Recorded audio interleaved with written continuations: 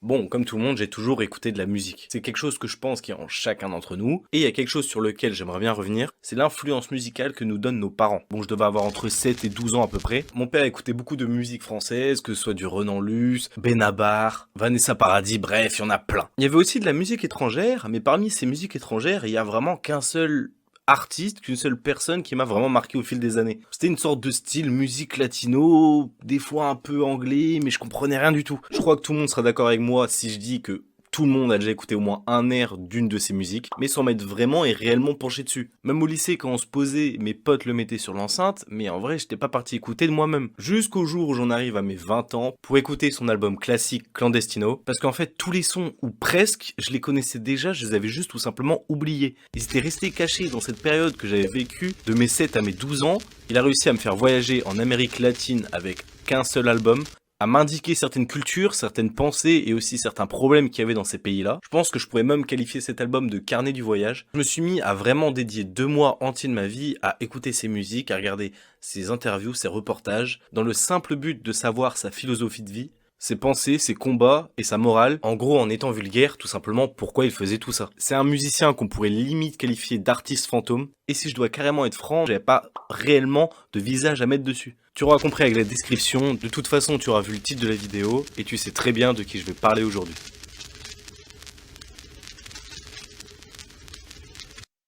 Bon, comme t'as vu le petit speech au début, je te parle de Manu Chao.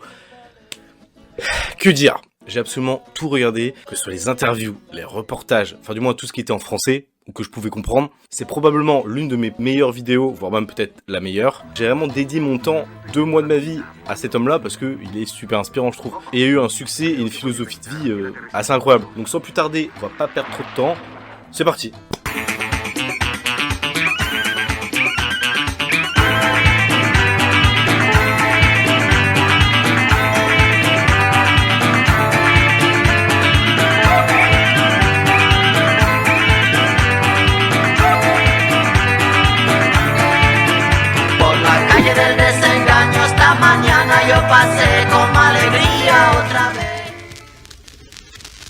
Combien de centaines de fois on a failli splitter?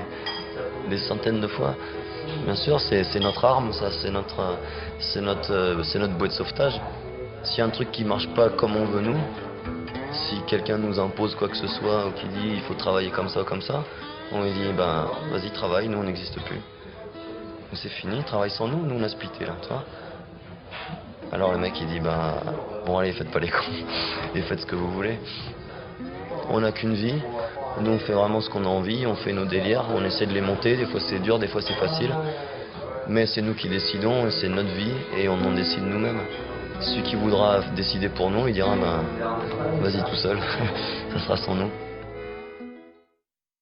Donc Manu Chao de son vrai nom, José Manuel Thomas Arturo Chao Ortega.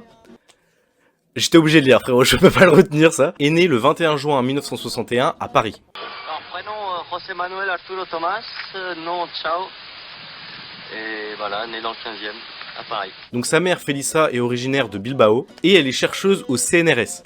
Et son père va être légèrement plus important dans cette histoire, donc il s'appelle Ramon. Il est originaire de Lugo et il est écrivain et journaliste à RFI Amérique latine et aussi à France Inter.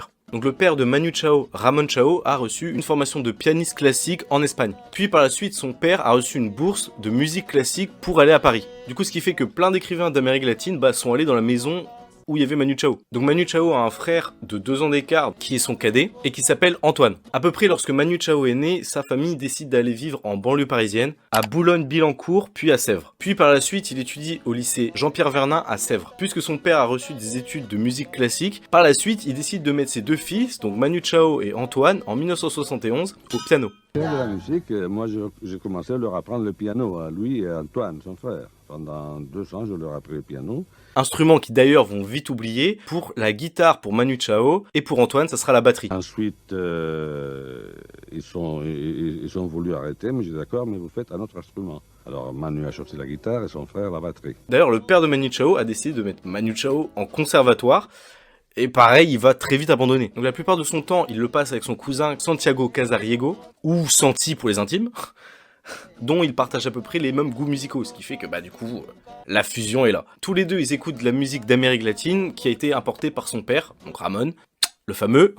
À 18 ans, Manu Chao obtient son baccalauréat et il décide de tout arrêter et de pas continuer les études pour la musique. Et tu vas voir qu'il va s'y consacrer à 100%. En 1976, Manu Chao rejoint le groupe Les Joints de Culasse avec son frère Antoine qui a la trompette et son cousin Santiago qui a la batterie. Ouais, ils ont un peu switch d'instruments, mais t'inquiète.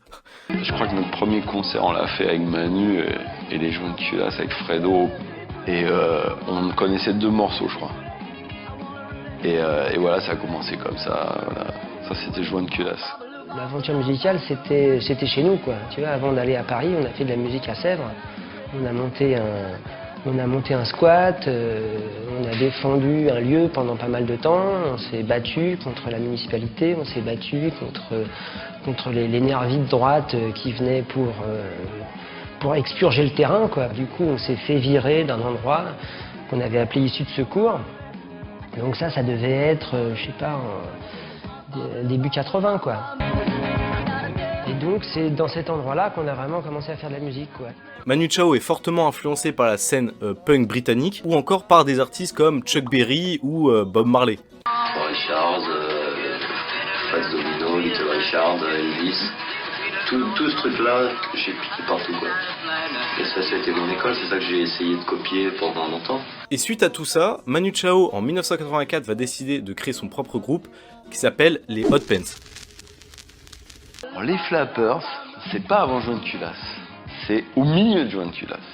Après toute cette période, il y a eu la période effectivement où ça s'est scindé et on s'est un peu dispatché, moi et Manu. Fredo, il a continué ses trucs et nous on a monté les Hot Pants, quoi.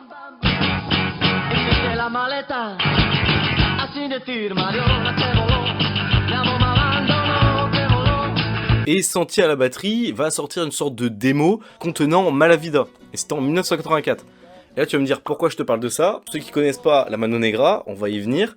C'est quelque chose. Et sachant que ce titre avait déjà une sorte d'âme en 1984 et exceptionnel.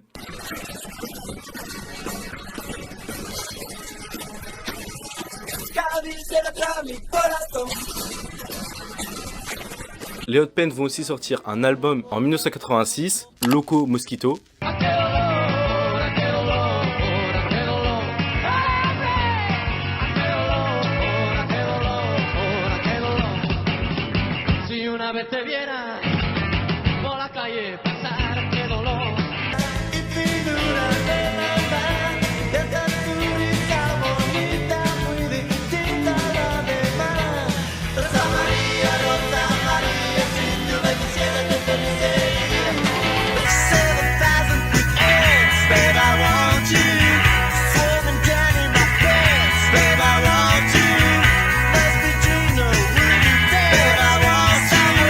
Bon, je vais vite fait m'arrêter là sur tous les groupes qu'il va faire parce qu'il va en faire tellement que... Il y a trop de parcours. Honnêtement, Manu Chao, dans sa jeunesse, a dû rentrer dans 6, 7, 8 groupes. C'était beaucoup trop. Il y a eu plein de groupes avant. Hein. Le premier groupe, c'était les 4 ans, il y a eu les Hot Pants, les Carayos, les Casse-Pieds, les Chihuahuas, les King Snakes, les Volets, les Réacteurs. On faisait partie d'une bonne dizaine de groupes, tous ensemble. Mais au moins, le jeune Manu, à force d'être dans tous ces groupes-là, de lorsqu'il a commencé la musique en 1976 jusqu'à arriver en 1987, Manu, Antoine et Santi ont décidé de créer leur premier groupe avec un grand succès international, la Mano Negra.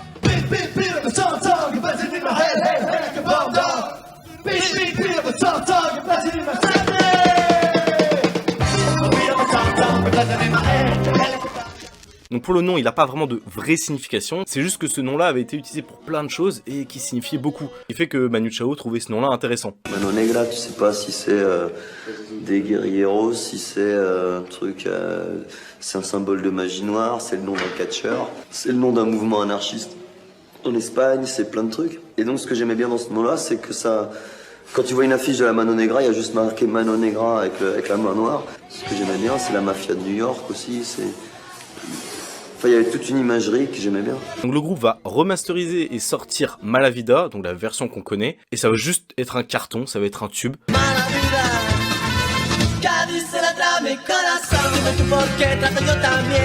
cuando tú me hablas como un cabrón. Tana mía, corazón está sufriendo. Tana mía, por favor. Bon, j'aimerais bien revenir sur 2-3 petits trucs pour être sûr que tout le monde suit et qu'il n'y ait personne au fond de la classe qui soit perdu. Donc la Mano Negra ont décidé de sortir un 45 tours un peu en vif. Cette période Mano, elle a pas duré très longtemps, parce que entre les Carayos, moi qui devais partir au Brésil avec les King Snakes, on a juste eu le temps d'enregistrer le fameux 45, qui est le logo même, qui était notre logo dans les concerts, tout, le premier 45 de la Mano, quoi. Un 45 tours celui-ci, Ouais, le premier, c'est le premier, ouais. ce 45 tours est disponible chez...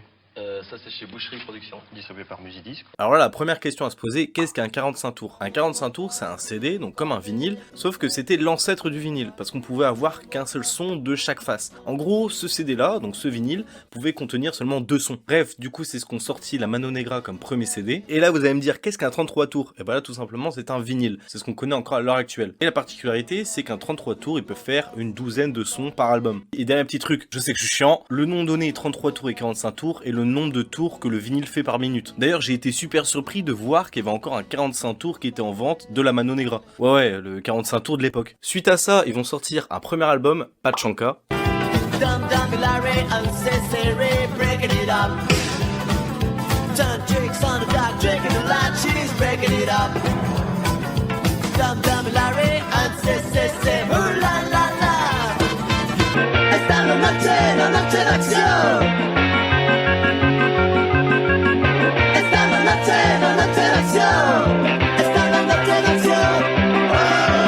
Il y a eu l'époque Dirty District qui a été assez importante. C'est eux qui ont participé justement à l'enregistrement de ce disque. Pachanka, c'est un patchwork. Alors ça porte bien son nom, mais c'est fait pour Pachanka. La pochette, c'est un patchwork. Les gens qui jouent dedans, c'est un patchwork. Il y a Jean-Marc des Hot Pants qui est venu jouer. Il y a eu plein de gens, il y a eu les Dirty, il y a eu évidemment Manu, moi. On s'est croisé avec Manu et puis recroisé dans le studio, quoi. Il dit ouais, peut-être un album, machin. Et puis on s'est extrêmement bien entendu, quoi. Sur les prises, sur la façon de bosser. Et Sergei et Luna, ouais, c'était des moments magiques, quoi, que tu rencontres rarement après. T'arrives une fois de temps en temps où c'est, tu sais, t'es avec le musicien et il se passe des, c'est vraiment bien, quoi. Et parce que le morceau, on s'en sortait pas, quoi. Il était bon pour la poubelle. Et puis finalement, on a lourdé toute la batterie. Puis avec juste la guitare acoustique, puis attends, je vais en faire une espagnole. Boum, il est rentré dans l'art.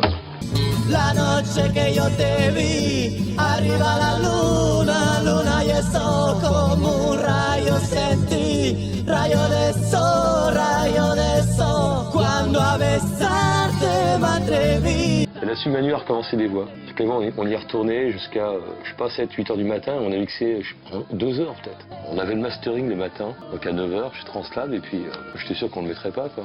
Puis on a écouté, c'était l'enfer, c'était vachement bien. Pour un premier album, il sera super bien reçu parce que l'album Pachanka aura environ 50 000 exemplaires vendus. Après la sortie de Pachanka, le groupe n'est pas encore vraiment fixé. Chacun continue dans d'autres groupes, ce qui va poser légèrement problème parce que certains musiciens ne sont pas toujours là pour les concerts. La Mano Negra aussi avait un rythme d'enregistrement en studio assez spécial. Certaines fois, ils étaient limités et s'ils n'avaient pas fini leur mixage à temps, bah ils étaient quand même obligés de rendre leur studio. Franchement, on faisait ce qu'on voulait, on nous disait juste, par contre, t'as tant de jours, tu peux y rester toute la nuit, puisque c'est lockout, alors je veux dire, on en profitait à donf, 7h du mat à demi, et voilà, et avec ça, tu te démerdais. T'avais pas fini, tu bouclais, tu mixais, tiens, les 3 derniers titres, on a un jour pour mixer les 3, c'est pas grave. Et voilà, on faisait avec. Bernard Batzen, donc, qui est le futur manager de la Mano Negra en 1989 à 1992, était à l'époque programmateur du Printemps de Bourges. Il a tout d'abord entendu parler du groupe avec leur album Pachanka. Il est parti contacter Manu Chao et la Mano Negra pour qu'ils puissent passer en festival. Mais malheureusement, le groupe n'était pas prêt à temps. Mais Manu Chao a dit c'est pas grave et il s'est quand même ramené avec le groupe Les Casse-Pieds en festival. Groupe dans lequel Manu Chao faisait partie, en même temps et en parallèle de la Mano Negra.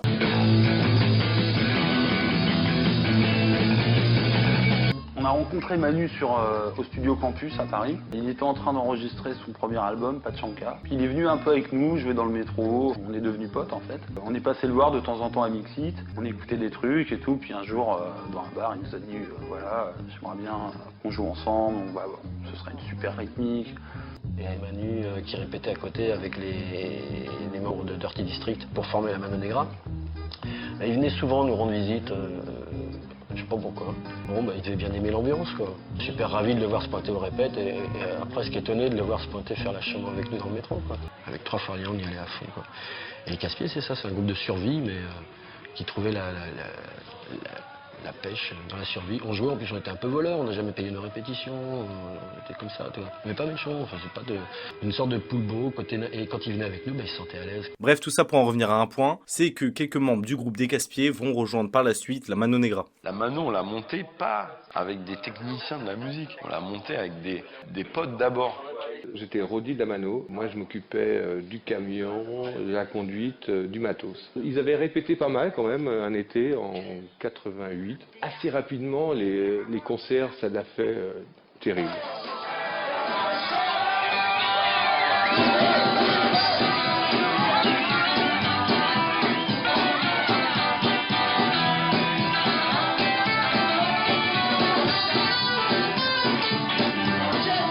Un soir, Manu Chao et Daniel vont assister à un concert de Ted Red, donc qui est un groupe de rock de l'époque, et ils sont clairement impressionnés par le talent de Pierre Gauthier, qui va être alors le trombone du groupe de la Mano Negra. Et c'est à partir de ce moment-là que la Mano Negra sera au complet. Par la suite, le groupe signe chez Virgin et va connaître un énorme succès avec les 2 albums qui vont suivre. Donc le premier album est Putas Fever, sorti en 1989.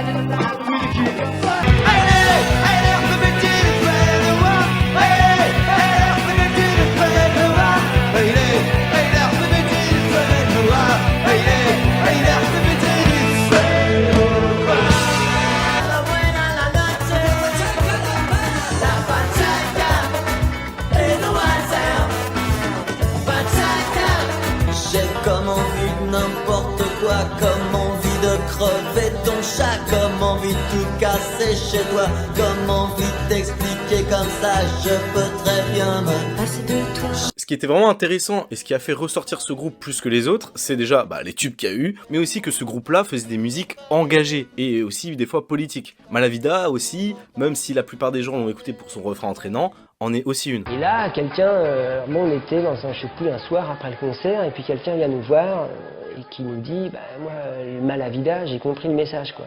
Tu vois, je vois que tu parles de notre vie de merde qu'on a ici, et voilà, tu vois, tout d'un coup, il y avait une force qui passait, même si c'était pas exprimé clairement dans les paroles, qui passait, et les gens là-bas, ils comprenaient, tu vois, et tout d'un coup, moi, j'estime qu'on avait cette responsabilité-là, quoi.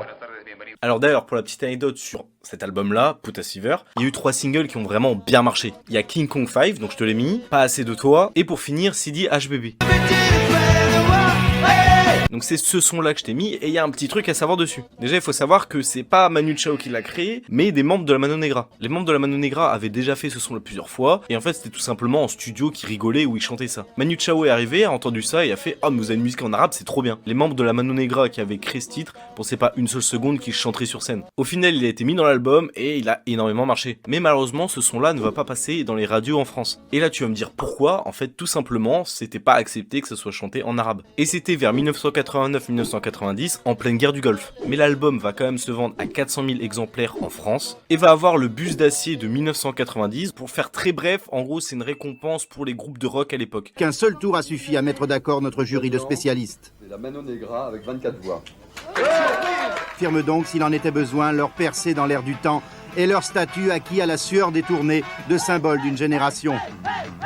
Suite à tout ça et à tous ces événements, seulement un mois après la sortie de leur album Putas Fever, ils vont partir en tournée dans toute la France. Donc cette tournée-là a commencé en novembre 1989 et a fini en janvier 1990. Alors là, peut-être que t'as pas bien saisi les dates que je t'ai données, mais en gros, ils ont fait une tournée qui a duré 3 mois. Là, tu vas me dire, en 3 mois, bon, t'as le temps de faire 10 concerts. Ils en ont fait 50. Pour que tu comprennes bien, ça fait plus d'un concert tous les 2 jours. Quel est votre trajet, vous ? Concert, tournée. Les petits clubs, même les bistrots, puis... Même aujourd'hui ? De temps en temps, ça continue. Je crois que c'est important de continuer à en faire. D'ailleurs, ce qui est assez drôle, c'est qu'ils auraient pu faire plein de zéniths ou de grosses salles de concert. Ils auraient pu gagner énormément d'argent, mais ils ont pas fait ça. Ils sont allés à Pigalle. Le titre Putas Fever peut te donner une idée de pourquoi. Et ils sont partis faire des concerts à bas prix, dans des salles de concert avec souvent pas plus de 1000 places. Genre bon, la tournée à Pigalle qu'on a pu faire, qui est pas une tournée rentable. Le titre de l'album, bon, avec un titre pareil, c'était évident qu'il fallait faire une tournée à Pigalle. On aurait gagné 15 fois plus de fric tous. Attends, Bernard premier, nous... Non, parce que là, non, c'est des petites capacités, c'est des machins. On a fait ça parce que c'était le délire.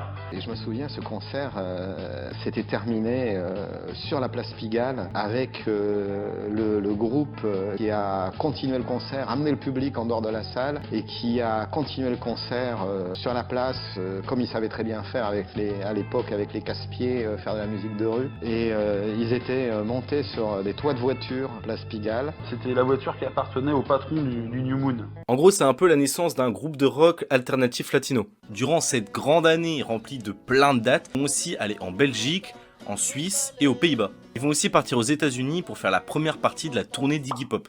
Bon, si tu sais pas qui c'est Iggy Pop, là je peux plus rien pour toi. Mais cette tournée qui de base paraissait comme un grand rêve pour eux, va se transformer un peu en cauchemar. Ils vont s'embrouiller avec l'équipe technique d'Iggy Pop, ils auront pas touché aux lumières, on va leur dire comment travailler, etc. etc. Et la Mano Negra, le groupe entier, va être très marqué par cette expérience. Et d'ailleurs, ils vont le dire à plusieurs reprises qu'ils trouvent que les Américains imposent un peu leur vision du travail. Il y a des pays où on veut plus aller.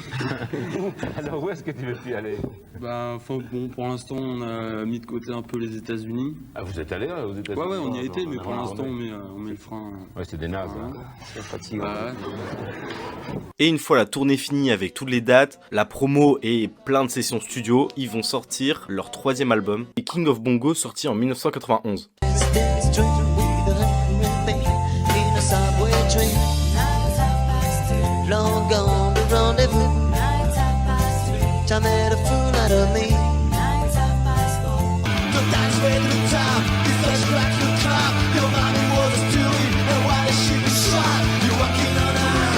Et je prends un verre pour l'oublier, je mets ma tête sous l'oreiller.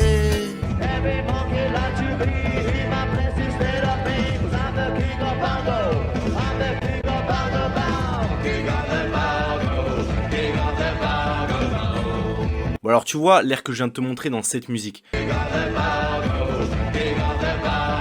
Il te rappelle rien? T'es sûr?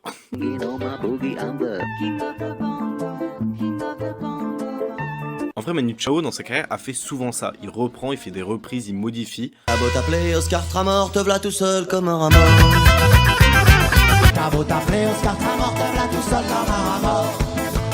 Jusqu'à même récemment, en ayant modifié Mi Gustas Tu, en ayant fait une version speed-up. Que voy a hacer, je ne sais pas. Que voy a hacer, je ne sais plus. Qui a eu 50 millions de streams, c'est bon. Ensuite, ils vont vouloir faire un énorme concert à la Défense à Paris, mais malheureusement, vu qu'ils sont vus comme une sorte de groupe de musique alternative qui ne respectent pas les règles, qui font n'importe quoi, il va y avoir beaucoup de contestations et de mains levées contre l'arrivée de ce concert. C'est la victoire de l'ordre sur l'éventualité du désordre.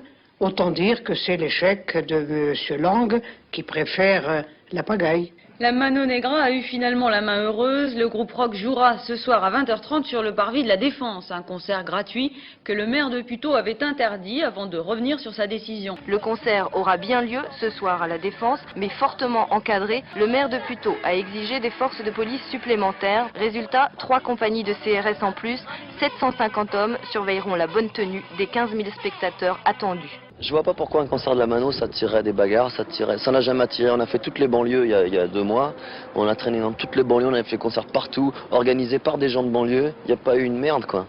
Plus tu montres ta force, plus tu montres des flics, plus tu provoques une épreuve de force et plus tu vas vers la violence de toute façon. Et ça n'a pas arrêté, ça a été une semaine où on annonçait... Le concert controversé de la Mano Negra à la Défense. Je vais te dire, s'il n'y a pas une personne au trou du cul de la France qui n'était pas au courant qu'on allait faire le concert du 9 août 91 à la Défense. Mais bon, au final, plus de peur que de mal, le concert a bel et bien eu lieu, et il n'y a eu aucune casse, aucune dégradation, et personne de blessé. Même si certains fans étaient plutôt remontés. À chacun de leurs concerts, en une étonnante communion avec le public.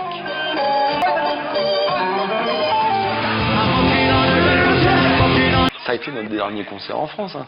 On se souvient pas bien, après il y a eu des bouts de Marseille, des machins, mais dans le cadre de projets particuliers, mais le dernier concert Mano Negra en France, c'était la Défense. Et on savait que c'était, entre guillemets, la fin d'un cycle. Voilà. Et suite à tout ça, ce groupe-là devient connu dans les pays hispanophobes. Ils deviennent vraiment un groupe pilier en France et ils vont faire une tournée en cargo. Et cette tournée, elle se situe en Amérique du Sud. C'est pour ça que j'avais dit les pays hispanophobes.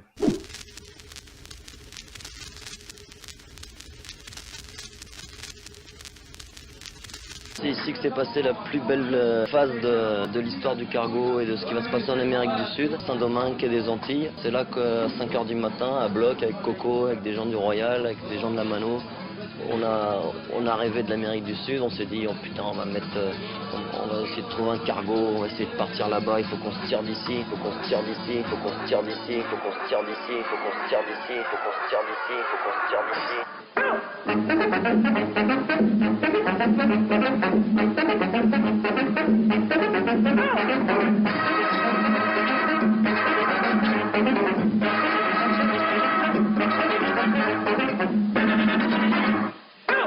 Regarder les poissons volants, les dauphins, boire de la cachaça, fumer des pétards.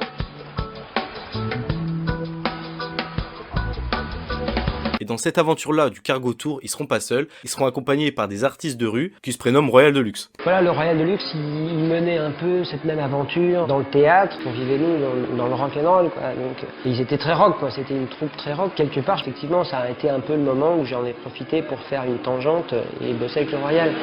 Donc ça a vraiment été une tournée assez compliquée, assez contraignante, tu m'étonnes. Bon, en vrai ça paraît assez logique, mais c'est un bateau et en plus assez grand qu'ils ont tout aménagé eux-mêmes. Avec les cargaisons, avec tout le matos, que ce soit le matos de la musique pour la Mano Negra ou encore le matos de bricolage pour les Royal Deluxe. Le gros problème qu'on a, c'est de pouvoir tanker au moins tout le reste dans la cale avant, c'est-à-dire les 6 containers amovibles, 2 containers de fongibles, parce qu'on emmène beaucoup de matériel avec nous, pratiquement tout, on emmène pratiquement l'électricité avec nous, quoi, tu vois, c'est la folie, quoi, parce qu'on va être maximum autonome sur place pour pouvoir apparaître à toute éventualité. Si par exemple on a envie de se taper un concert un jour comme ça, quelque part gratos ou quoi, on a notre scène, on a nos éclairages, notre sono, on a tout, on emmène tout, on a décidé de tout emmener. Bon, on va parler du bateau de la tournée Cargo 92. Déjà, la construction du bateau a pris 5 mois. Oui, la construction du bateau, parce que à l'intérieur, il y a la ville de Nantes. Enfin, une représentation. Mais en gros, ils ont construit des maisons ressemblant à la ville de Nantes. Pour que justement, une fois arrivés là-bas en Amérique du Sud, les habitants de là-bas peuvent rentrer dans le bateau et d'avoir un aperçu des villes de chez nous. Sur place, ils inviteront le public sur leur bateau et donneront certaines représentations dans le décor nantais pour retrouver l'atmosphère made in France. On a reconstitué dans sa cale un petit coin du port breton. Il y eut un temps où ce cargo transportait des céréales. Il faut savoir que même à l'heure d'aujourd'hui, l'Amérique du Sud est vue assez mal. C'est vu comme des territoires assez dangereux et où il y a beaucoup de manque d'argent. Du coup, même maintenant, il y a une sorte de recul envers ces pays-là. Mais il faut savoir qu'à l'époque, c'était encore pire. Mais aussi, il faut savoir que la philosophie derrière la tournée Cargo 92 était de donner une meilleure image à l'Amérique latine vers nos pays, en France ou en Europe, et de voir même carrément amener des artistes d'Amérique latine vers chez nous. La philosophie de l'opération, je crois que c'est une philosophie d'échange. C'est un désir d'échange entre des artistes français désireux de se produire en Amérique latine et de rencontrer le public latino-américain. Et notre désir très profond aussi, je crois, d'accueillir en France de grands artistes latino-américains, de peut-être modifier un peu les images d'Épinal qu'ont les Français des pays latino-américains. Bref, une fois prêts, ils partent pour l'Amérique du Sud pour faire beaucoup de dates à travers le continent tout entier. D'ailleurs voilà, on peut voir la petite carte, il y a pas mal.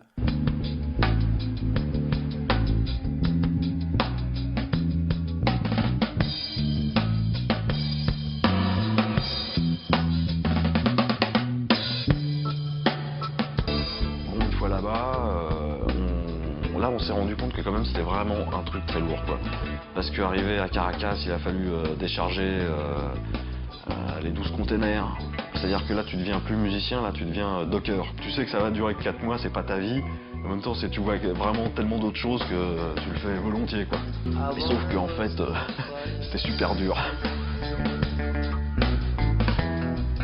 Et c'est à ce moment-là, pendant cette tournée, qu'il y aura la vraie approche de Manu Chao vers l'Amérique du Sud. Et où tu verras que par la suite, il va adorer ce genre de paysage et de culture.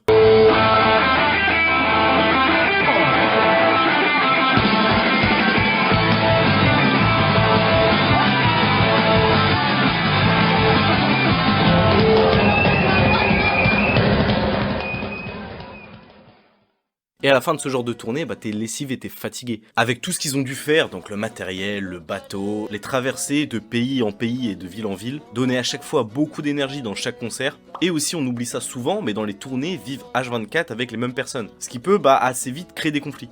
Mais bon, c'était chargé quoi. Ces 4 mois de tournée, c'était chargé. Et quand il y a 80 personnes avec des troupes, et que dans chaque troupe il y a des gens explosifs, ça fait du feu. C'est vrai que quand on est arrivé en Argentine, on commençait à être un peu fatigué. Un peu chaud, ouais. Mais ça ne les empêche pas de refaire une deuxième tournée en Colombie en train. Ouais, mais qui sera malheureusement la fin et qui signera l'arrêt du groupe, la Mano Negra.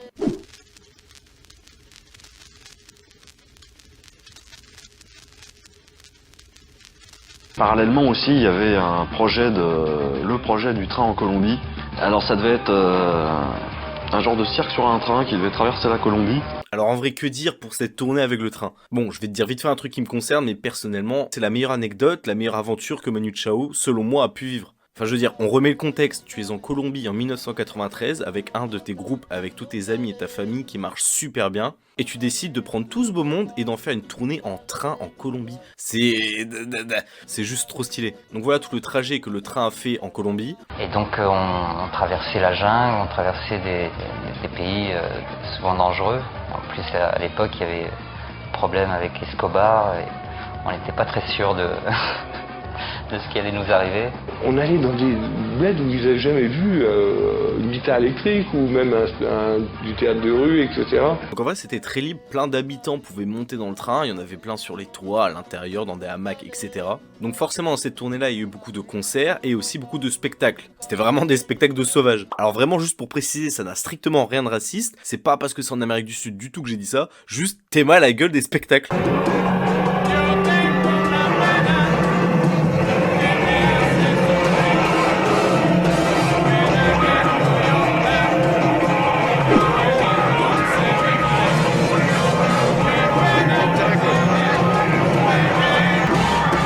De base devait être une tournée légendaire en Colombie, va se transformer en séparation du groupe. Beaucoup de personnes assimilent la fin du groupe de la Mano Negra avec cette tournée en train, mais il faut savoir que ça remontait déjà avant. Rien que pendant la tournée du Cargo, Antoine, son frère, hésitait déjà à partir du groupe. Quelque part, je me retrouvais plus à ma place dans le Royal, enfin je me suis retrouvé un certain temps, et ça tombait bien parce que moi je commençais à en avoir marre de toute manière, tu vois, j'avais déjà un ras-le-bol là qui commençait à me submerger de la Mano. L'époque, c'était au retour du Cargo. Le groupe était un peu disséminé partout. Il y a eu une sorte de ras-le-bol général, et d'ailleurs les membres du groupe dans cette tournée ont fini par tomber comme des mouches. Rien qu'au bout de 2 semaines, il y a eu les premiers membres du groupe qui ont commencé à partir. Je reconnais être parti au bout de 15 jours de tournée. Ce qui fait qu'à la fin, Manu Chao était presque seul dans ce train. Donc tout ça s'est passé le 29 novembre 1993, donc seulement 2 semaines après le départ du train, où il y a Santi, Philippe, Cropol et Jean-Marc qui décident de quitter cette tournée. Donc suite à cette décision, les 4 membres du groupe décident de rentrer en France, où seul Tom va rester et encore il n'accompagnera pas Manu Chao jusqu'à Paris. Lorsque tout le monde est rentré, après plusieurs mois, ils décident quand même de se réunir pour refaire d'autres sessions studio. C'est ainsi qu'ils vont créer leur 4e et dernier album, où la création va s'étaler sur environ 2 ans. Et cet album-là, c'est Casa Babylon. Quand on est arrivé en Argentine, on commençait à être un peu fatigué. Un peu chaud, ouais. Complètement, alors bon, Casa Babylon, c'est le dernier album de la Mano, officiel.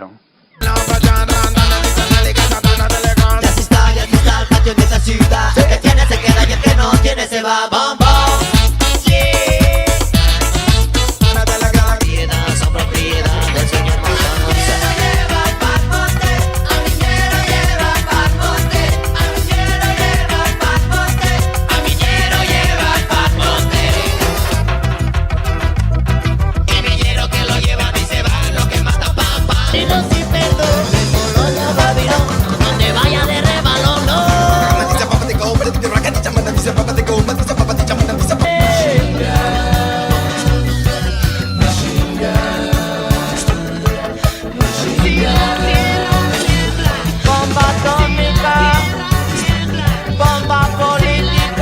Malheureusement, vu que le groupe est très dispersé et que l'envie n'y est plus du tout, cet album, Casa Babylon, ne connaîtra jamais de tournée. C'est mon disque préféré. Un peu ma frustration, parce qu'on n'a pas joué ça sur scène avec Mano Negra. Et pourtant, c'est probablement l'un des meilleurs disques qu'ils ont pu faire. Ça a été vraiment un album qui a été une sorte de mouvement du punk rock alternatif latino, et ce qui a changé pas mal de codes musicalement dans les pays hispanophobes. Casa de Babylone, il y a vraiment la maturité d'un nouveau son du rock latin, quoi. Et qui a marqué beaucoup de groupes là-bas, de groupes argentins, de groupes mexicains. Il y a eu cet album et après il y a eu un renouveau de la musique du rock latino, on va dire. Manu Chao va quand même tourner avec le groupe Radio Bemba en continuant sous le nom de la Mano Negra alors que la plupart du groupe n'y est plus. Mais la fin définitive de la Mano Negra intervient après plusieurs réunions du groupe. Suite à tout ça, la société Pachanka qui statue que Manu Chao n'aura plus désormais le droit d'utiliser le nom de la Mano Negra. Sauf si un minimum de 5 musiciens du noyau y participent. Et c'est ainsi, suite à cette décision, que le groupe de la Mano Negra prendra définitivement fin. Je suis parti. Notre problème, c'est qu'on aurait dû se poser un moment, mais vraiment se poser. Personne n'a réussi ni à le vouloir, ni à le faire. Maintenant, peut-être que c'est tant mieux et que la Mano, elle est restée voilà, ce qu'elle devait être et ce qu'elle doit être, je sais rien. On avait vraiment envie de poser, de rien foutre pendant 1 an ou 2, vraiment rien foutre. Tout simplement rien foutre. Pour redescendre de cette tournée, j'ai mis 3 mois. Oh, facile, hein. J'avais déjà fait mon Xème adieu, donc... alors j'étais parti pourquoi ce coup-là? Je sais plus trop pourquoi je suis parti la deuxième fois. Je crois que j'en avais marre.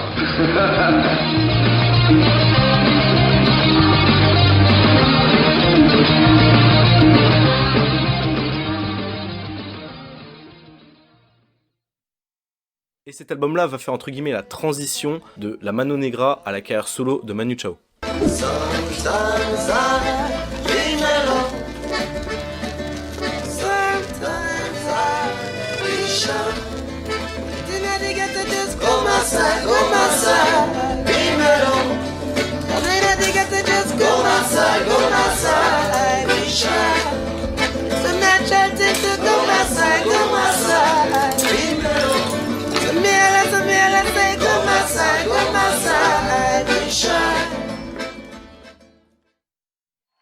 C'est dur de se foutre à poil devant les gens.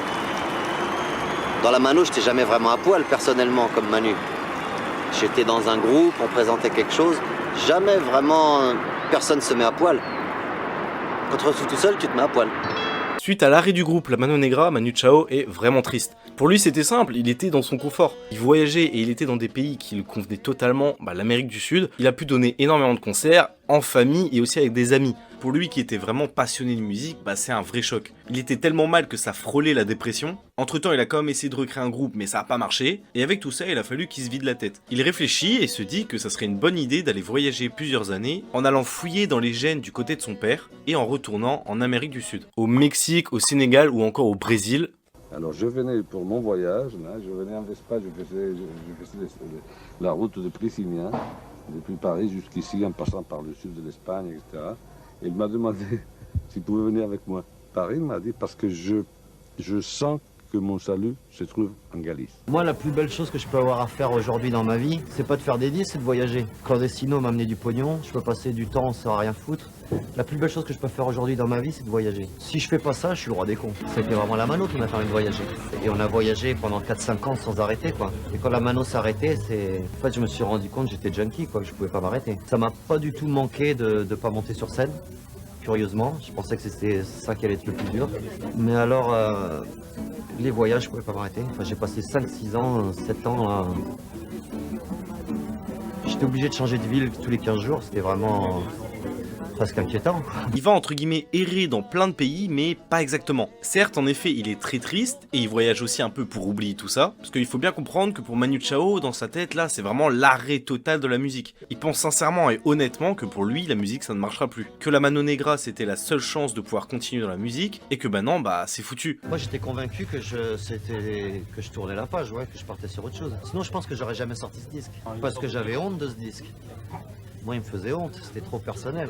Mais quelque part, ça me dérangeait pas parce que je savais que je sortais ça et après, que ça plaise ou que ça plaise pas, et il pouvait toujours aller me chercher en Tanzanie, je sais pas où. Mais dans ces pays-là, il va quand même continuer à faire de la musique, en filmant, en apprenant les langues, en s'imprégnant des cultures des pays qu'il visite, des problèmes politiques et les problèmes du pays, jusqu'à allant même dans plein de manifestations. Manu va défiler, quelque part dans cette foule, incognito. Il n'a pas voulu être filmé. Petite caméra ou pas. Toutes ces années lui ont servi à bien s'imprégner, à ne plus être un touriste, mais un réel habitant de ces pays-là. Ici, on ne sait plus trop si ce Manu Chao est espagnol, argentin ou mexicain. Il a été adopté. Et de ce long périple, de ce long voyage, de cette errance, il va sortir un album en 1998, classique, et je pèse mes mots, Clandestino. Perdido en el corazón de la grande Babylone, me dicen el clandestino. J'espère plus jamais faire souffrir quelqu'un comme je t'ai fait souffrir.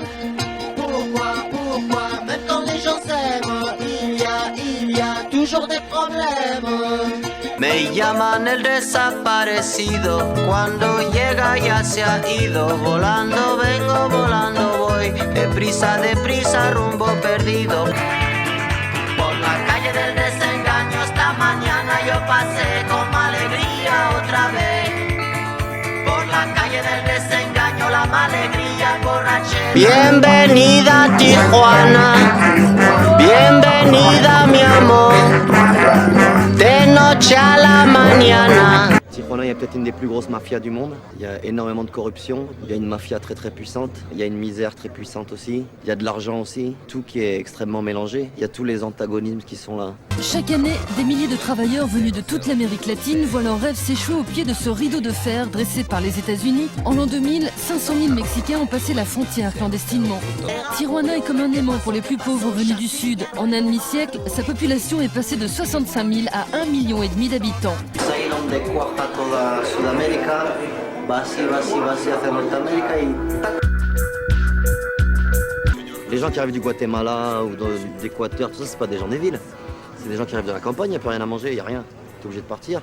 En ce moment, la grande voie, c'est par le désert. Il y en a qui meurent de manque d'eau à cause de la chaleur, mais il y en a beaucoup qui meurent parce qu'ils se font écraser sur l'autoroute. Ils savent pas ce que c'est une autoroute.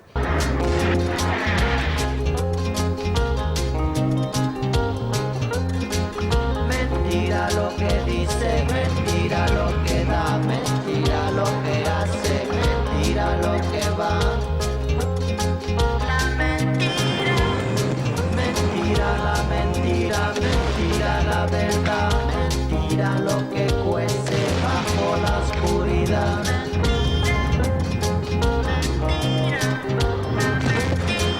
Mentira el amor, mentira el sabor, mentira la que manda, mentira comanda. Mentira la mentira, mentira la verdad. Pour moi, la grande plaie, c'est clair que c'est Washington, quoi. Tout le monde sait que le trafic de drogue, il est organisé avec les Américains. Manu Chao a ses démons. George W. Bush est l'un d'eux. En 1999, le plan Colombie mis en place par les Américains se propose de former l'armée colombienne à la lutte contre les narcotrafiquants. Avec 80% de la coca mondiale, cet État d'Amérique du Sud a doublé sa production depuis 1995. Cette guerre totale coûte près de 8 milliards de dollars. Dirigée contre les petits paysans producteurs de coca, elle est vécue en Amérique latine comme une invasion. Ils sont chez eux, soi-disant pour lutter contre le trafic de drogue. Pablo Escobar, ils l'ont tué et ils ont décidé que c'était l'ennemi public numéro 1 mondial. Le jour où Pablo Escobar a dit qu'il ne voulait plus travailler avec les Américains et qu'il s'est senti colombien et il a commencé à avoir un discours nationaliste colombien. Tout le temps, il a fait son trafic avec les Américains, personne ne parlait de lui. Donc des inspirations à peu près de cet album musicalement. Donc ça s'apparente comme à son habitude à du rock, il y a aussi du reggae, d'où l'inspiration qu'il y a pour Bob Marley, et aussi de la rumba. Alors ce qui est rigolo avec cet album, qui est son plus gros succès, il s'est vendu à 3 millions d'exemplaires. Des albums vendus, on parle bien d'albums vendus, on parle pas de stream de l'époque ou quoi que ce soit. Sachant qu'en plus il y avait des pirates, bon... Voilà. En 1998, lorsqu'il a sorti son album Clandestino, il côtoyait plus aucune personne de la Mano Negra. Il est parti plusieurs années en voyage et quand il revient, chacun a fait sa vie. Du coup, le chanteur décide de s'entourer d'une nouvelle équipe pour faire la tournée de l'album Clandestino. Ce qui est super stylé dans cet album-là, Clandestino, c'est que c'est plein de passages enregistrés. Dame un café. ¿Quieres café, mi vida? Pues sírvetelo. Ça peut être aussi des petits effets sonores.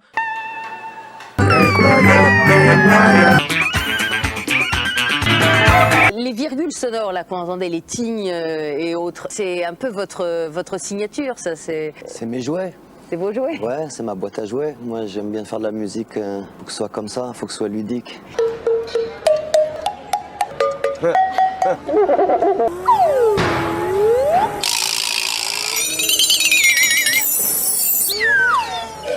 Ça peut être aussi une radio locale qu'il a enregistrée là-bas. Les clips, c'est pareil, c'est une petite caméra qui filme, que ce soit des endroits là-bas ou même les personnes. Alors juste pour préciser, donc la personne qui est derrière lui là dans le clip, c'est Gambit. Et si je dis pas de bêtises, c'est la seule personne qui faisait partie de la Mano Negra, donc dans le train, et qui l'a suivi directement après dans sa carrière solo. Et c'est celui qui se cache juste là.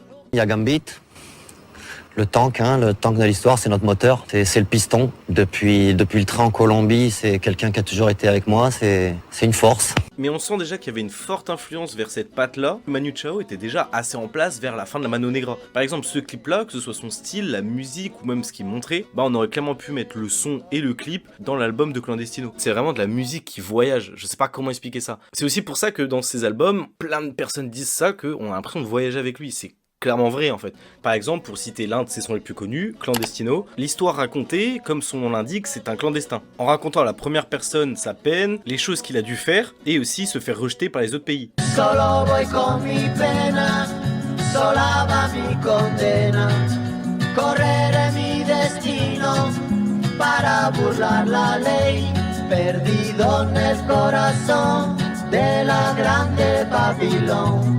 Me dicen el clandestino por no llevar papel. Pa' una ciudad del norte yo me fui a trabajar. Mi vida la dejé entre Ceuta y Gibraltar. Et ce qui est d'autant plus drôle, c'est que cet album dit classique, de base, devait être de la techno.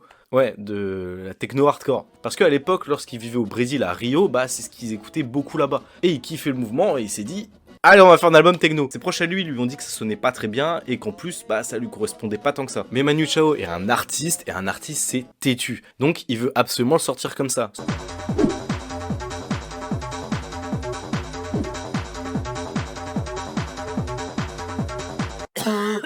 T'as des convictions et t'as des choses...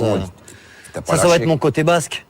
Ma mère est de Bilbao, il y a un côté tête de pierre qui est des fois pas facile à vivre pour mon entourage, mais... Sauf qu'il a eu un problème, un bug informatique, où il va perdre pas mal de pistes, où les sons étaient beaucoup moins chargés et sonnaient mieux. Il a remasterisé tout ça, et maintenant on a la version qu'on connaît de Clandestino. En vrai c'est fou, ça se trouve on aurait eu une sorte de dubstep chelou de Clandestino, tu vois, ça aurait pu être drôle. Et puis ce qui est rigolo, c'est que quand tu t'intéresses à sa chaîne YouTube, aux EP qu'il a sorti par exemple de ses gros sons, et bah tu vois qu'il a inséré plein de styles. Et en effet, il y a certains qui s'apparentent un peu à de la techno, de l'électro.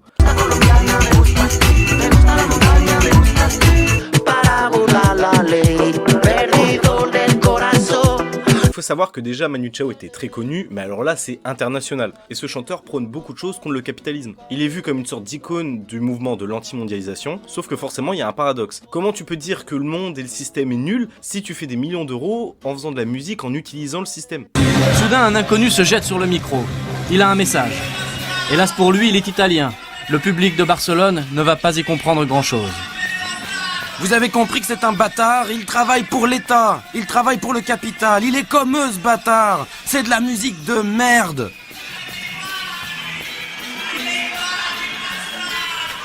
Le jeune perturbateur ne manque ni de culot, ni de conviction. De politesse un petit peu quand même. Il donne sa réponse en musique. Scandale, l'icône anti-mondialisation vend des compacts dans le monde entier. Des disques par millions dans les hypermarchés d'Argentine ou d'Espagne. Une contradiction indéfendable pour les puristes. Oui, Manu Chao est dans le système. Il le revendique même. Oui, je commerce. Et où est le problème? Et ceux qui font des critiques, là, je leur dis, et vous commercez pas? Vous le commercez pas, votre savoir-faire? Tout le monde commerce. Sauf quelques idéalistes qui sont formidables, qui ont décidé de couper les ponts avec cette merde de société et qui vivent à la montagne et perdus dans les champs et qui cultivent leurs champs. Là, je dis oui. En tout cas, une chose est sûre, c'est que je gagne pas des millions de dollars sur les pays du tiers-monde. Les millions de dollars, je les gagne en Europe. Vous explorez jusqu'au bout l'idée même de liberté, libre de chanter ou pas chanter, de faire un disque ou de faire une pause, de rester ou de partir. Oui, c'est un luxe formidable. Voyager, c'est incroyable. Déjà, il faut avoir un passeport, c'est pas donné à tout le monde. Moi, je suis né en Europe, donc ça me coûte que 350 francs, ou ça a dû augmenter. Bon, par rapport à d'autres pays, c'est moins difficile. Et après, il faut se payer les voyages, c'est cher de voyager. Donc je sais que c'est un luxe que j'ai, mais j'en profite au maximum. Chance que procure quoi l'argent? C'est l'argent qui permet cette liberté. Dans le monde d'aujourd'hui, la liberté, c'est l'argent. Hein. C'est horrible à dire, mais c'est comme ça. C'est pour ça que rien ne fonctionne, et c'est pour ça que je sais pas où on va. Mais moi, ma liberté, je suis plus libre aujourd'hui parce que j'ai de l'argent. C'est clair, je fais ce que je veux parce que je peux me payer ma liberté.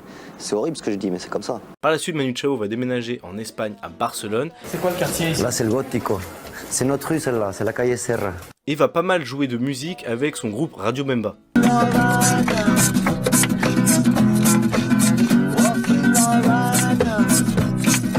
En 2001, Manu Chao a bien compris qu'il y avait eu un succès tel qu'il s'est dit je vais refaire un deuxième album. Et l'album s'appelle Proxima Estación Esperanza. Accent! Ouais, l'accent. Las guapas. Et là, regarde, tu vois ce soupirail là? C'est là qu'on a enregistré Proxima Estación Esperanza, c'était enregistré ici en bas là. C'est là qu'on avait le studio et qu'on a enregistré, enfin qu'on a fini le disque quoi. C'est un studio? Non, c'est une cave.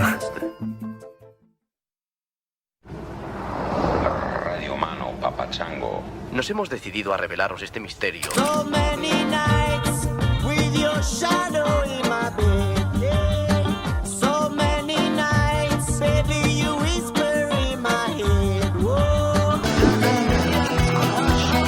Denia, Algeria. Denia, en Chazari. Ay, papito, ay, mamita, que piensa está en la camita. Ay, papito, ay, mamita, que piensa está en la camita. Ay, papito, ay, mamita, yo chango, tu changuita. Bobby Marley, sing something good to me. Yeah, this world go crazy. Donc c'est son deuxième album en carrière solo, donc qui est sorti en juin 2001. Donc là c'est pareil, ça va être un tel succès qui va s'écouler à 2 millions d'exemplaires. 2 millions 5 millions pour 2 albums. En vrai c'est pas mal. Il reprend le même style musical que son premier album Clandestino, et c'est là qu'il y a un son que je pense tout le monde connaît. Je pense. Me gusta el viento, me gustas tú. Me gusta soñar, me gustas tú. Me gusta la mar, me gustas tú. ¿Qué voy a hacer? Je ne sais pas. ¿Qué voy a hacer? Je ne sais plus. ¿Qué voy a hacer? Je suis perdu.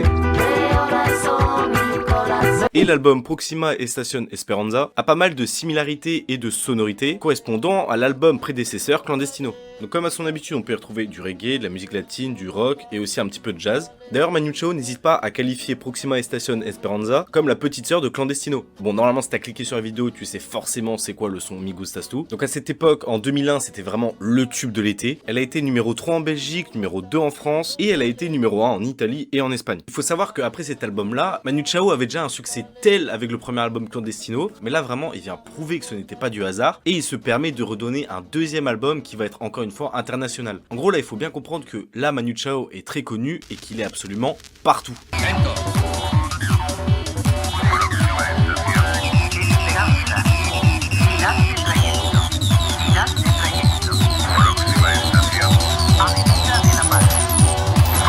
Je commence à penser que ce que je vais écrire, ce que je vais chanter, ou ce que je vais raconter dans un micro, ça va prendre des dimensions multipliées par 1000.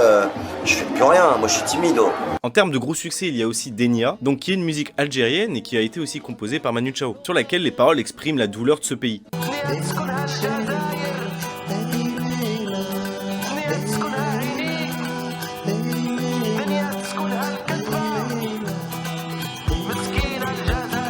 Alors Manu Chao, d'un point de vue extérieur et quand on le connaît peu, on peut penser rapidement et avoir le cliché de se dire que c'est une sorte de hippie. Ça va vous prendre pour une monde de hippie là, c'est pas...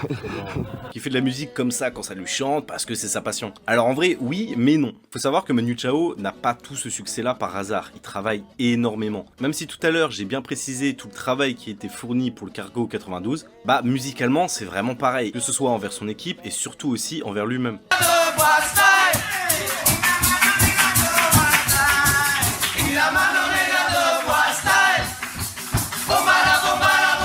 Il y a encore des bouts de câble qui sont pas attachés. Mais ça le fait, c'est bon, il n'y a pas de problème. Mais juste pour que ce soit bien. Un spectacle, faut que ce soit bien pour les gens. C'est important, c'est notre métier. On est des artisans, faut que ce soit. C'est un dictateur. C'est le fils à Franco. Direct. Mais c'est... Non, mais je le dis que c'est un dictateur, il le sait que c'est un dictateur. Mais c'est bien, nous ça nous donne la rigueur, tu vois, et ça nous pousse à vouloir être à 2000%, tu vois, c'est même plus du 100%, c'est vraiment arriver à faire ce que tu pensais pas que tu étais capable de faire. Si je suis passionné, tout me pétille. Je veux dire, je me sens à l'aise, je compte plus les heures, c'est plus du travail. Je peux travailler 15 heures de suite. Je sens pas la fatigue, à aucun moment c'est peinant, c'est pesant. Et tu imagines bien qu'avec un album qui a eu autant de succès, bah la tournée est obligatoire. Donc il va prendre son groupe Radio Bemba. D'ailleurs j'ai fait un petit aparté sur Radio Bemba, donc les membres du groupe, parce que le groupe je l'ai toujours pas réellement présenté depuis le début. Alors dans le groupe c'est simple, il y a Manu Chao, donc chant à la guitare, donc le fameux Tank Gambit comme j'ai dit tout à l'heure, qui est à la basse et qui fait de beatbox. Il y a aussi BG alias Lyricson, donc qui est la voix qui accompagne Manu Chao sur Radio Bemba.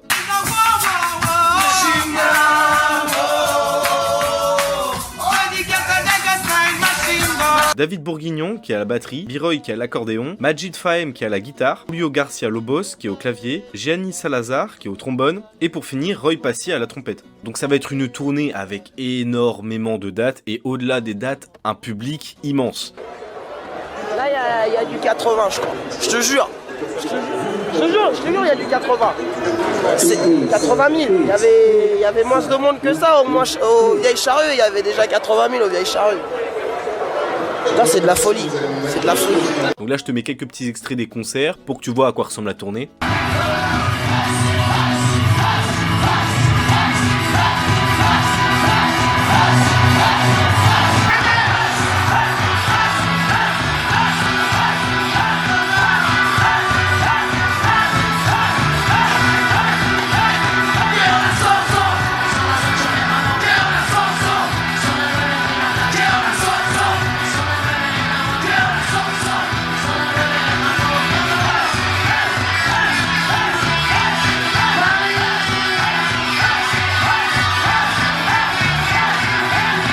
Par la suite, Manu Chao ne s'arrête pas, il continue et va sortir un nouvel album en 2002. Donc il y a un disque donc, enregistré en live, Radio Bemba Sound System.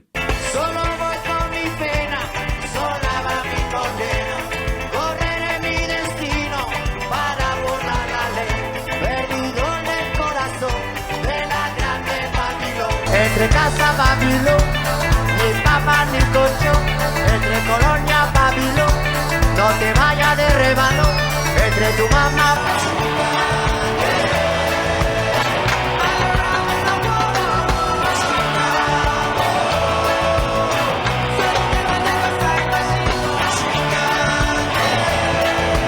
Enfin bref, Manu Chao est très content d'avoir retrouvé un groupe en allant sur scène donner beaucoup d'énergie, un peu à la manière de la Mano Negra. Donc ce sont des sons de Clandestino et de Proxima Estación Esperanza. Je vais appeler l'album Esperanza pour la suite, ça sera plus simple. M'en veux pas. Donc ce sont des sons de ces deux albums qui ont été un peu remasterisés. Donc c'est un peu à la sauce ska, reggae, de punk rock et de salsa. Enfin bref, t'as compris. Et plus globalement aussi pour Radio Bemba, c'est tout ça. Ouais, je vais pas te les dire parce qu'il y en a 40. De toute façon je pense que les vidéos que j'ai mis pour illustrer te feront déjà capter un peu le délire. En septembre 2002 sort un DVD, Babylonia and Genga, donc il y a un reportage sur leur tournée et j'ai trouvé ça super intéressant. Oui, je suis parti le trouver gratuitement parce que flemme d'acheter un CD, mais voilà. Je t'ai dit que j'ai dédié 2 mois de ma vie à cet homme. J'ai tout vu, même les trucs payants, j'ai réussi à les trouver gratuits. Je suis un boss.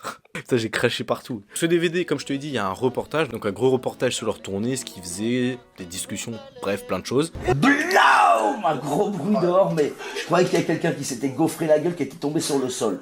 Mais genre fort, quoi. Toi, je dis, il y a une bagarre, quoi, il y a quelque chose qui se passe. Ah ouais. Donc je suis sorti pour aller voir ce qui se passait. Et quand j'ai ouvert la porte comme ça, j'ai vu BG qui se ramenait, qui était tout blanc, et Momo derrière avec le extincteur. Et tout le couloir, il était tout blanc.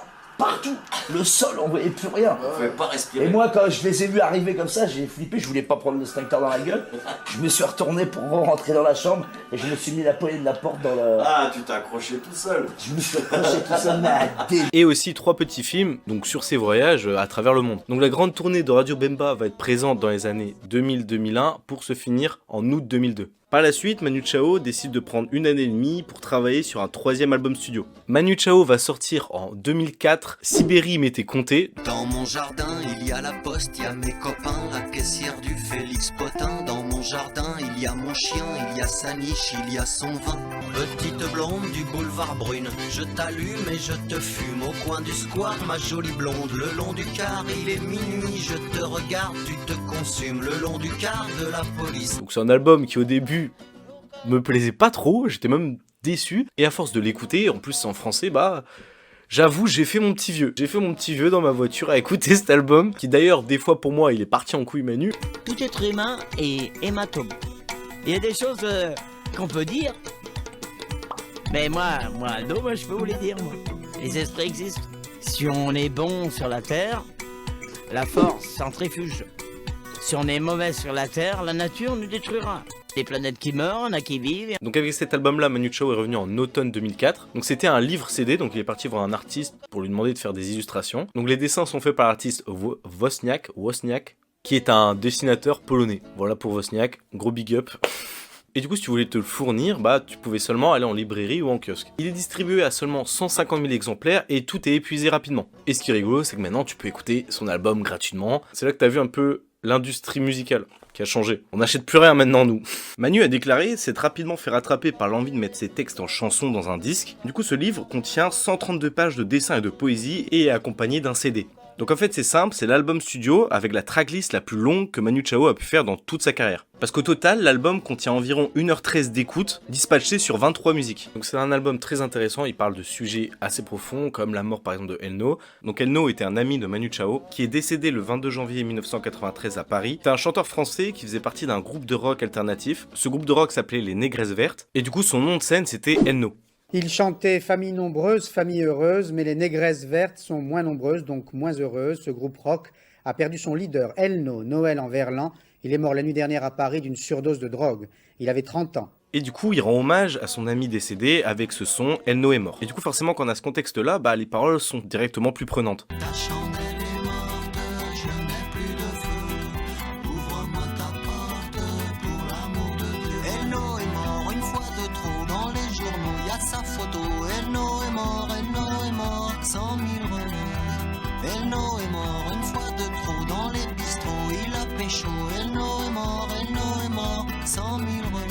Il parle aussi de plein de relations amoureuses qu'il a pu avoir dans sa vie qui se sont terminées. Il parle aussi des sans-abri, mais aussi il peut parler de l'espoir et de ses rêves qu'il a. C'est d'ailleurs la première fois que Manu Chao sort un album entièrement en français, évoquant la relation de Manu Chao avec ce que lui-même a surnommé la Sibérie. Par la suite, on est toujours en 2004, Manu Chao produit et réalise l'album Dimanche à Bamako d'Amadou et Myriam qu'il a rencontré au Mali, et Manu Chao est assez fan de leur travail. Donc l'album est un grand succès pour l'été 2005. J'avais 2 ans, si je vais arrêter ça vite parce que ça va être chiant. D'ailleurs une petite anecdote assez rigolote dessus, Manu Chao est retourné au Mali pour aller conseiller Sam, un des fils d'Amadou et Myriam, qui se lance dans la musique. Le fils d'Amadou et Myriam crée le groupe Smod, qui réalisera la première partie de Radio Bemba lors de sa tournée française en 2009. Ouais.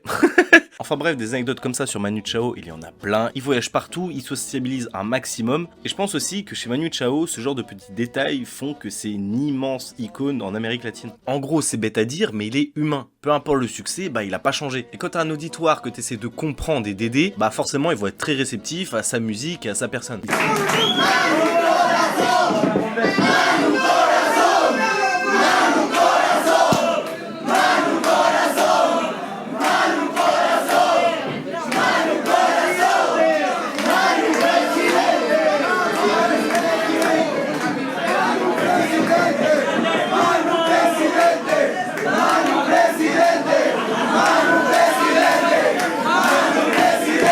Bon, maintenant tu commences à connaître Manu Chao, il ne s'arrête pas, il va continuer. Et 3 ans plus tard, en 2007, Manu Chao sort un nouvel album, La Radiolina.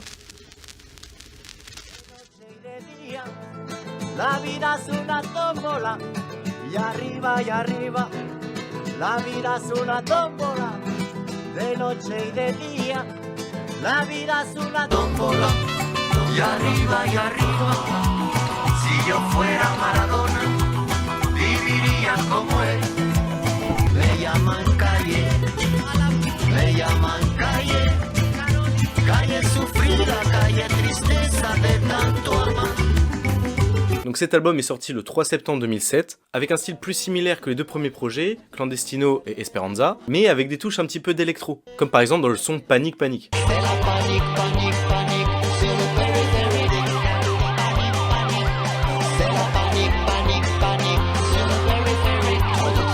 Donc dans cet album-là, on sent que Manu Chao a voulu orienter plus cet album avec une petite patte de la Radio Bemba, parce qu'on sent que cet album est beaucoup plus scénique, en gros il est fait plus pour la scène. Il va refaire une tournée en 2008, le Tombola Tour, et Manu Chao vend les places de ses concerts à 29 € et va déclarer « Un concert doit rester populaire ». C'est cool. Il a commencé cette tournée en 2008 à Toulouse et va s'exporter partout. En Pologne, en Roumanie, en Croatie, en Suisse, au Mexique, aux États-Unis, bref, et vont enchaîner pas moins de 40 dates. Manu Chao est aussi de retour en Europe, comme à son habitude avec beaucoup de concerts et aussi plusieurs festivals. Comme par exemple au festival Hez, à la Fête de l'Humanité où il y a 90 000 personnes, et aussi un festival qui a réuni 60 000 personnes, les Solidays. On va dédier cette chanson à tous les bénévoles des Solidays. Merci à eux. On y va. Vous êtes prêts à Paris?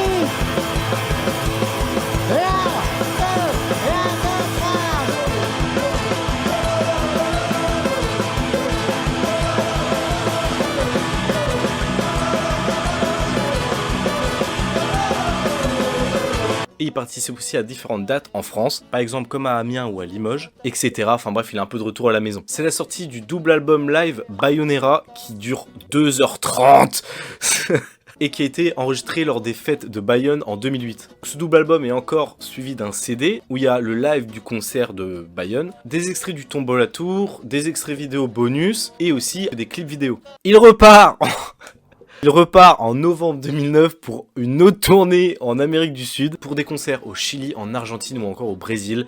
Bref, il l'arrête pas. Bon, t'inquiète pas, on a bientôt fini. C'est vrai que j'ai parlé beaucoup des albums et de tout ça, mais j'aimerais bien revenir rapidement sur quelque chose que j'ai dit précédemment. En 2010, il produit l'album éponyme du groupe malien Smod. Je sais pas si ça te rappelle quelque chose, Smod. Donc tu sais, c'est le groupe où fait partie le fils d'Amadou et Myriam. Voilà, je voulais juste le remettre. Bref, il l'a pas lâché, il a même produit cet album-là. Et bref, en 2010, il repart en tournée. Bref, il refait plein de tournées. Il profite un maximum de sa notoriété vis-à-vis de sa musique et de l'ampleur qu'il a dessus. Et pour finir, Manu Chao va sortir un album studio 17 ans plus tard, qui est sorti le 20 septembre 2024, donc c'était il y a 6 mois, et qui s'intitule Viva Tu. Io voleva giocare, mio corazono ma. Io nati da Fonce do Rio, gioquais mia vida pra nadar. Je reviendrai jamais, souviens-toi de nous. Malgré le lave, j'ai mis de la distance, une chanson, les larmes au cou. Tantas tierras en el mundo, tantos mares por nacer.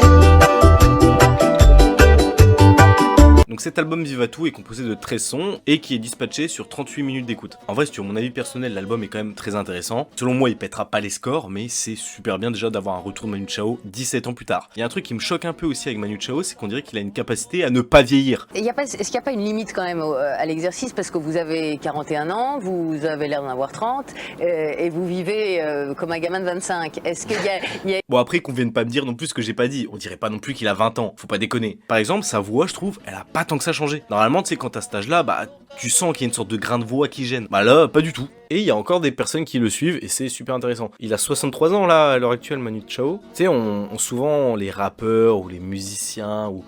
finissent leur carrière assez rapidement. Honnêtement, c'est vrai que Manu Chao a été une sorte d'icône internationale, mais c'est vrai que je m'attendais pas à des stats comme ça. Surtout qu'en plus, les sons, bah, y a que la pochette d'album. En plus, c'est sur YouTube. Et même les clips, en vrai, bah, ça a fonctionné quand même un peu. Surtout qu'en plus, si tu t'intéresses vraiment à la musique, t'es en train de savoir que les clips de musique, c'est en déclin. Les vues sont plus du tout pareilles que par exemple en 2015. Et en vrai, c'est d'autant plus impressionnant. Donc là, ça veut dire qu'à 63 ans, il va sûrement refaire des tournées et des concerts. Jamais il s'arrête.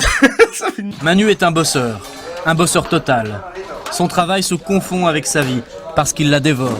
Manu écrit, compose, joue, chante, et garde un œil sur le reste, sur les pochettes des disques, les dates des concerts, jusqu'au prix des places. Et je me suis dit, quand j'ai vu cette sortie-là d'album, je me suis dit que inconsciemment, fallait que je fasse une vidéo comme ça, c'était un peu obligatoire. C'est obligé, en plus il y a entre guillemets une sorte de dernier album studio, je pense. Enfin bref, si jamais tu n'es pas parti écouter le dernier album de Manu Chao et que tu savais peut-être même pas qu'il existait, bah va écouter. Bon, maintenant Manu Chao il profite de ce qu'il a pu créer auparavant, son image et sa grande carrière internationale, pour tout simplement en profiter de ce qu'il aime le plus, sa passion première, la musique, et faire de la scène. Bref, je pense que son message qu'il a voulu transmettre est bel et bien passé, et a bel et bien été aussi entendu. Et je pense sincèrement que c'est l'une des dernières légendes entre guillemets de la musique, ou du moins d'un vrai artiste, ce que j'appelle comme ça. Et donc maintenant c'est simple, il prend tout ça et vive la vie. C'est mon studio d'enregistrement, j'enregistre tout là-dedans, je fais mes vidéos, je fais tout. Je mets ça dans mon sac à dos et et vive la vie, et vive la vie, et vive la vie, et vive la vie, et vive la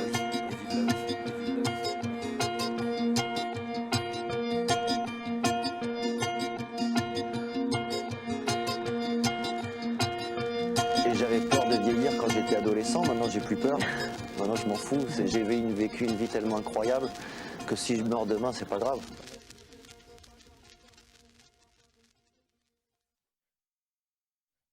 Enfin bref, je pense avoir dit assez sur son histoire. Je suis remonté sur toute son enfance, ses groupes entre potes et sa famille, les débuts sérieux dans la musique, ainsi que sa carrière solo avec ses énormes succès, et aussi cette mentalité, cette rage de dire au monde entier que le monde va mal. Enfin bref, Manu Chao c'était un artiste complet qui a su se renouveler à travers le temps, avec de vrais messages, tout en voyageant et en étant libre et en gardant sa discrétion. Enfin bref, j'ai fini la vidéo, j'espère que tu auras aimé l'histoire de Manu Chao. Je me suis fait chier pour faire cette vidéo, donc je t'en supplie, like, abonne-toi, fais ce que tu veux, mais frère, fais croquer un peu, vas-y.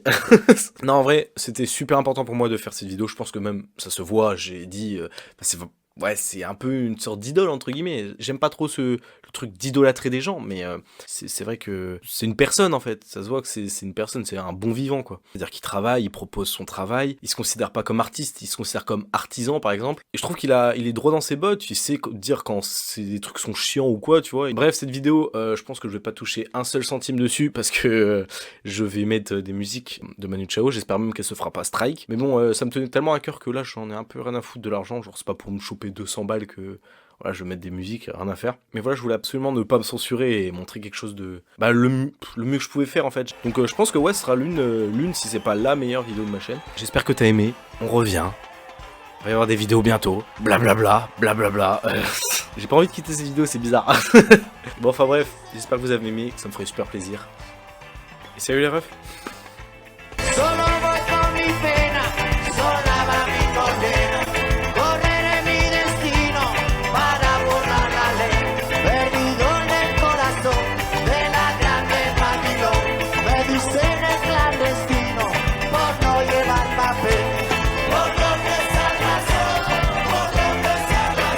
Si t'es le premier à voir ça, je te donne la cover. Viens me DM sur Insta, c'est en description. C'est juste pour voir les vrais de vrais qui restent jusqu'à la dernière seconde.